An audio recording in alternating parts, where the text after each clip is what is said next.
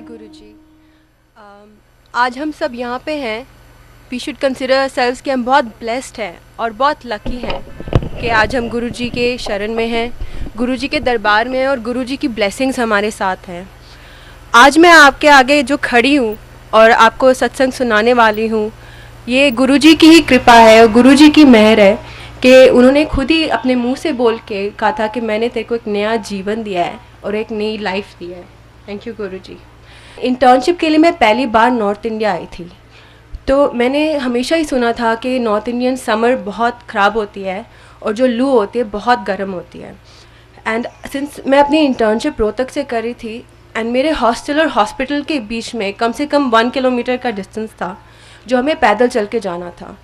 And मैं बहुत डर रही थी क्योंकि अभी विंटर मैंने पहले देखी थी and I had suffer from bronchitis. तो मैं अपनी मम्मी को ऐसे कैजुअली बोला, वैसे हम अभी गुरुजी के पास आने ही लगे थे, तो मैंने मम्मी को कैजुअली बोला कि मम्मी अभी तो मार्च अप्रैल शुरू हो रही है, अभी से मुझे गर्मी लगती है तो मैं मई में कैसे जाऊंगी कॉलेज और मैं तो पक्का बीमार पड़ जाऊंगी कि मैं, क्योंकि 2 बजे हमें वापस हॉस्टल आना होता था। एंड मम्मी कहते कोई बात नहीं बच्चे, गुरुजी हैं। तो मैंने कहा इसमें गुरुजी का क्या लेना देना, वाई वुड ही बॉदर कि मैं कैसे जा रही हूँ और कहाँ जा रही हूँ। तो मम्मी कहते नहीं, गुरुजी के ऊपर छोड़ दो, वो ही देखेंगे। एंड मैं उस बात को भूल गई। फिर क्या हुआ कि अप्रैल में ऐसे ही मैंने अपने आर्म को टच किया और मुझे लगा कि मैं बहुत गर्म हूँ। मैंने अपनी एक फ्रेंड को बोला कि ज़रा मेरा माथा चेक करो, तो कहती है देखो तो बहुत तेज़ बुखार है। तो मैंने कहा मुझे तो कुछ फील नहीं हो रहा कि इतना तेज़ मुझे बुखार है। एंड वो हैपन टू बी सैटरडे, तो मैंने घर जाना था। तो मैं घर गई और मैंने ऐसे मम्मी को कैजुअली बोला कि मम्मी मेरा माथा देखो बहुत गर्म है। मम्मी ने हाथ लगाया, मम्मी कहते बहुत गर्म है तेरा माथा, में तुझे कुछ फील नहीं हो रहा? मैं कहा नहीं मुझे तो कुछ नहीं फील हो रहा। मम्मी कहती फिर भी हम थर्मोमीटर लगा के टेम्परेचर चेक कर लेते हैं। तो उस टाइम निकला था 102 का बुखार and I am absolutely fine, absolutely normal. मैंने कहा शायद थर्मोमीटर में कुछ प्रॉब्लम है। मम्मी कहती नहीं नहीं ये तो बिल्कुल ठीक है। तो उन्होंने किसी और का चेक किया, वो तो नॉर्मल था। मैंने कहा पता नहीं। फिर 2 दिन तक बुखार उतरा नहीं। हम डेली चेक कर रहे थे। मम्मी ने कहा नहीं डॉक्टर के पास चलते हैं। डॉक्टर के पास गए, टेस्ट कराए तो निकला टाइफॉइड, वो भी बहुत सिवियर वाला, the counts were very high. तो डॉक्टर ने बोला ये तो इमीडिएट बेड रेस्ट है एंड स्टार्ट ऑन एंटीबायोटिक्स। मैंने कहा ठीक है। मेरे को कुछ फील ही नहीं हो रहा था और मैं तो खुश हो गई, चलो मेरे को कॉलेज से छुट्टी मिल गई।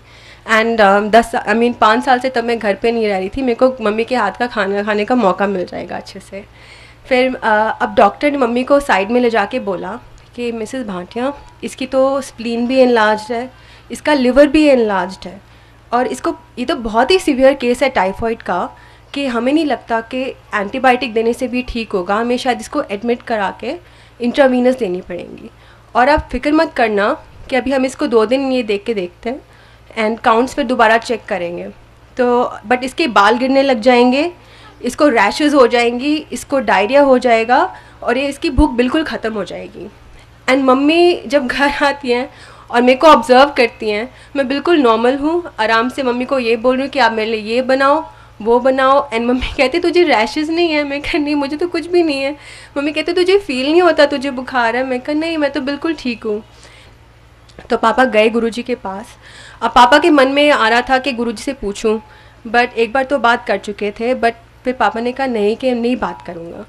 फिर गुरुजी ने अपने आप पापा को बुलाया और कहा भाटिया अंकल, भाटिया आंटी क्यों नहीं आ रही हैं? तो फिर पापा कहते हैं गुरुजी आपकी बीडीएस बेटी तो बीमार है इसीलिए।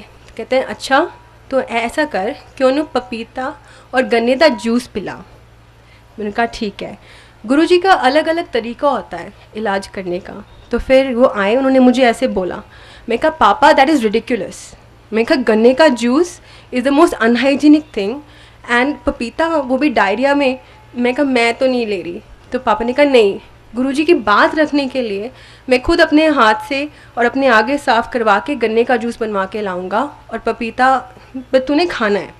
मैंने बहुत मना किया। मैं कहा नहीं, टाइफॉइड में ये सब चीज़ें तो this are the last things के कोई भी रेकमेंड करेगा। तो फिर पापा ने कहा नहीं।